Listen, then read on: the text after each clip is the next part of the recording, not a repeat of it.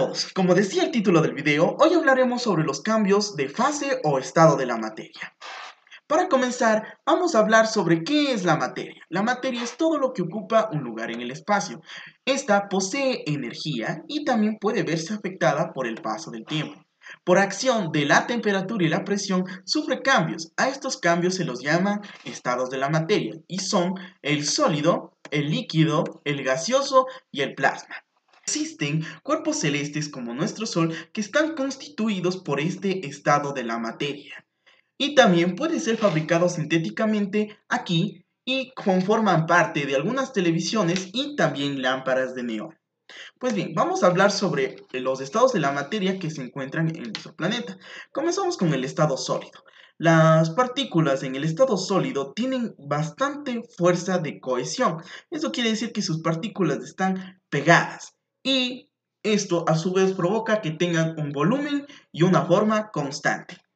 Por otro lado, el estado líquido presenta las fuerzas de cohesión y las fuerzas de repulsión en un estado de equilibrio, es decir, pueden moverse libremente, provocando que este estado de la materia tome la forma del recipiente que lo contiene y también tenga un volumen constante. Tenemos el estado gaseoso, que como podemos ver en la animación, sus partículas están bastante libres y se pueden mover ocupando la mayor parte de espacio. Esto se debe a que las fuerzas de repulsión son más grandes que las fuerzas de cohesión. Pues bien, ahora hablaremos sobre los cambios de estado de la materia. Tenemos nosotros los estados sólido, líquido y gaseoso. Ahora, los procesos que se llevan a cabo para poder cambiarse de estado se llaman de sólido a líquido, el proceso se llama fusión. De líquido a gaseoso se llama vaporización. Ahora vamos al revés. De gaseoso a líquido se llama condensación y de líquido a sólido se llama sublimación. Existen algunos casos en donde la materia cambia bruscamente de sólido a gas o de gas a sólido, como pasa con el hielo seco. A este proceso se le llama sublimación si va de sólido a gaseoso y si es al revés se lo llama cristalización o sublimación inversa. Bueno, para lograr estos cambios, la materia debió llegar a unos puntos máximos y mínimos. En este caso, estos puntos se llaman el punto de ebullición y el punto de fusión. El punto de fusión es el punto donde empieza el proceso de cambio entre un sólido a un líquido, mientras que el punto de ebullición es un punto de la temperatura donde pasa de un líquido a un gas. Claro de esto puede darse con el agua. En este caso nosotros tenemos aquí algunos termómetros. Estos termómetros están en Fahrenheit, Celsius y Kelvin. Son algunas escalas de temperatura que se utilizan a nivel mundial. La escala Kelvin es la utilizada por la comunidad científica y está reconocida por el sistema internacional. El Celsius en nuestro país es utilizado para medir la temperatura y el Fahrenheit en otros países. Sin embargo, el punto de fusión del agua está en 273,15 o en grados Celsius a 0 grados. Y el punto de ebullición, es decir, cuando el agua hierve, en este caso está en 373,15 grados o en 100 grados Celsius. Muy bien, cuando hacemos un estudio de cambios de fase, hablamos de variaciones de temperatura. Y cuando hablamos de variaciones de temperatura, estamos hablando del calor. El calor es un tipo de energía. Es decir, vamos a estudiar cuánta energía le falta a un cuerpo para alcanzar cierta temperatura y cuánta energía es necesaria para cambiar de fase un material. En este caso nosotros tenemos dos expresiones. La expresión de la izquierda nos ayuda a calcular cuánto de energía le hace falta a un cuerpo para elevar la temperatura, mientras que en la otra expresión nos ayuda a calcular cuánto calor o energía le hace falta a un cuerpo para poder cambiar de fase, en este caso. Ahora, nosotros tenemos algunas incógnitas que no reconocemos en esta ecuación. Tenemos, por ejemplo, el calor específico. ¿Qué es el calor específico? El calor específico es la resistencia de un material al calor. Y nosotros tenemos en la otra expresión la L. ¿La L qué es? Es el calor latente. Es la cantidad de materia necesaria para cambiar de fase a un cuerpo. Porque en la segunda ecuación nosotros no vemos la interacción con la temperatura. Si nosotros decíamos que esto se basa en los cambios de temperatura, pues muy simple. La temperatura de un cuerpo cuando cambia de fase se mantiene constante, es decir, no cambia. Entonces, ¿por qué nosotros tendríamos que incluirla? No tendría sentido. Muy bien, pero estos calores específicos y calores latentes son diferentes en cada material y para ello muchas entidades han generalizado y han estandarizado algunas tablas con valores de cada material. Pues bien, para poner en práctica todos los conocimientos que hemos aprendido, vamos a resolver el siguiente ejercicio. ¿Cuánto calor necesita suministrar un horno eléctrico para fundir totalmente una barra de cobre de 540 kilogramos, sabiendo que inicialmente tiene una temperatura de 10 grados Celsius? Para comenzar, nosotros vamos a entender el ejercicio. Nos dice que vamos a fundir. Entonces, si vamos a fundir, eso quiere decir que la barra está en un estado... ¿En qué estado estaría? En un estado sólido. Vamos a poner sólido por motivo de tiempo. Y queremos pasar esto entonces a un estado líquido. Pero el estado líquido sabemos que no tiene forma propia, entonces muy posiblemente tiene que estar en ¿qué? En un recipiente. Y vamos a querer pasar a un estado líquido. Muy bien. Entonces ahora sí analicemos lo que nos da el ejercicio. Muy bien. Entonces, vamos a analizar lo que nos da el ejercicio. El ejercicio propone que tenemos lo siguiente. Nos está dando la masa, la cual es de 540 kilogramos.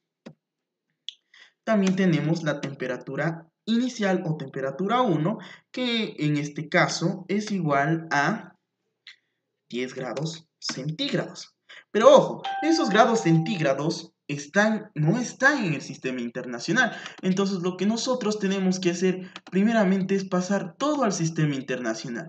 Aunque cuando trabajamos con variación de temperatura, en este caso como que no se ve tan afectada porque el grado Kelvin y el grado Celsius tienen la misma característica de trabajar con 100 grados. Muy bien, si nosotros pasamos a grados Kelvin, a la escala Kelvin, solamente tenemos que sumar 273, entonces la temperatura va a ser igual a 283,15, ¿qué cosa? Kelvin.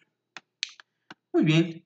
Ahora, muy bien, nosotros no tenemos los datos, en este caso, no nos dan los suficientes datos. Sin embargo, como dijimos nosotros, tenemos datos que nos dan algunas tablas. Como por ejemplo, nosotros sabemos que para poder cambiar de estado sólido a líquido, nosotros debemos elevar la temperatura hasta el punto de fusión. El punto de fusión del cobre está en los 1080 grados Celsius. Que esto a su vez, pasando al sistema de Kelvin, nos daría 1373, 1353, perdón, 1353,15 Celsius, Kelvin, 15 K de Kelvin. Muy bien. Y también nosotros necesitamos, ¿qué cosa? El calor específico. El calor específico del cobre tiene un valor de 390 joules kilogramo Kelvin. Aún así, veamos los datos que nos faltan.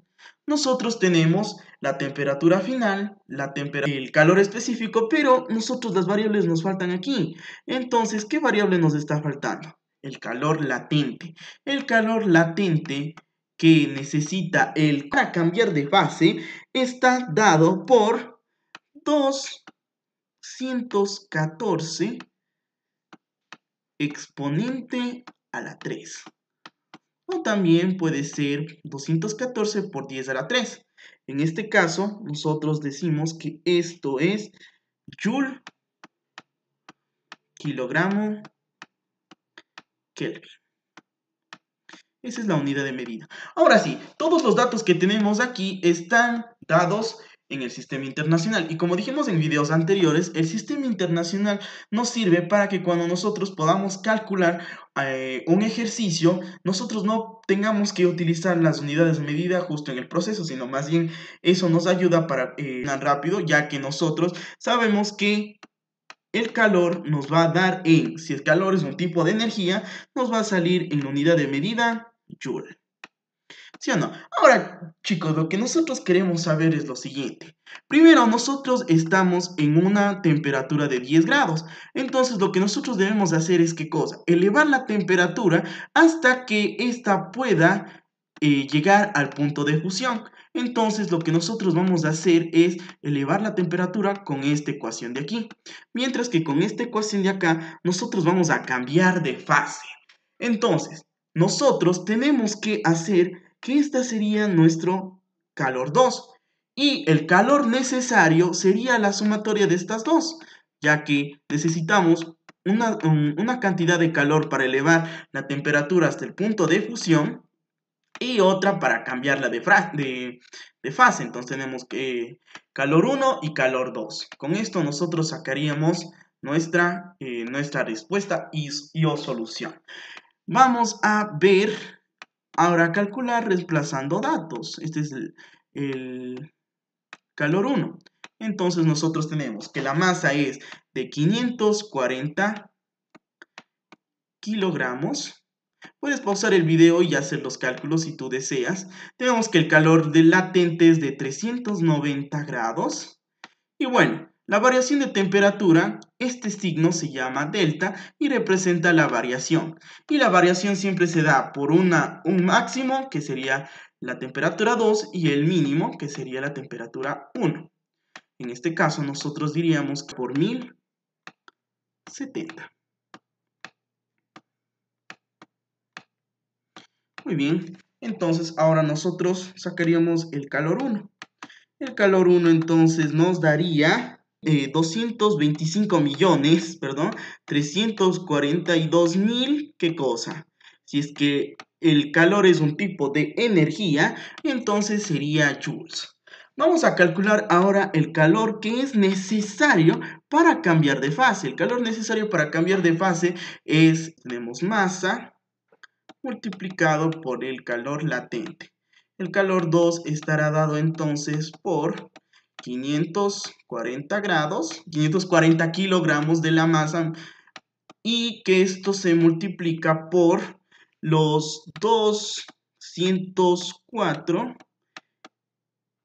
E a la 3 joules, kilogramo Kelvin. Entonces, al sacar este producto, nos da como resultado 115.560.000 joules.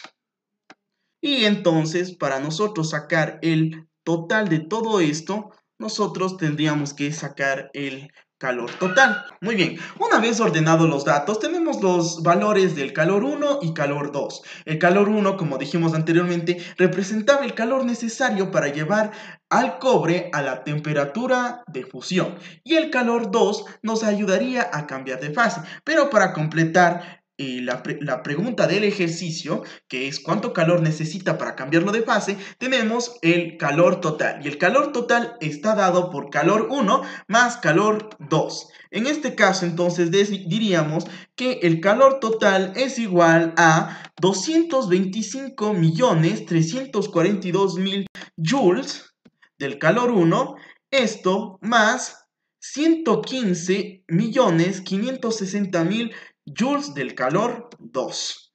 En este caso nosotros tendríamos estos valores para obtener el resultado. Y entonces nosotros al sumar tenemos la cantidad de 340.902.000 joules.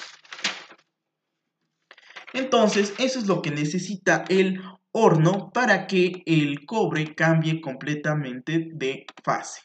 En este caso, eso ha sido todo por mi parte y nos veremos en un próximo. próximo video.